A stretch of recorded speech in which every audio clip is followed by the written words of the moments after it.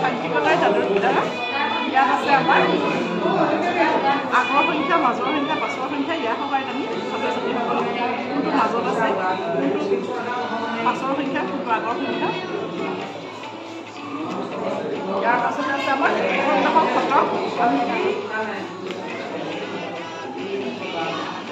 এইকেইটাৰ সহায়ত আমি বিভিন্ন ধৰণৰ সংখ্যা, এককৰ ঘৰ, দশকৰ ঘৰ আৰু শতকৰ ঘৰ আমি ছাত্ৰ ছাত্ৰীসকলক সহায় কৰোঁ। ইয়াৰ লগত আছে আমাৰ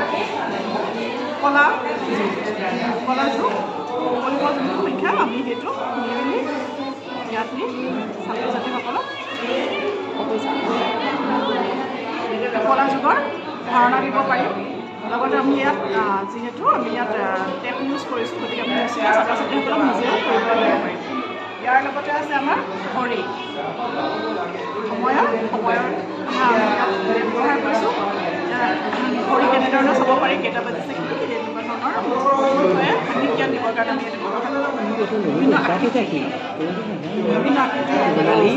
বিভিন্ন আকৃতিৰ পৰিচয়, বৰ্গ, অৰ্ধবৃত্ত, আয়ত,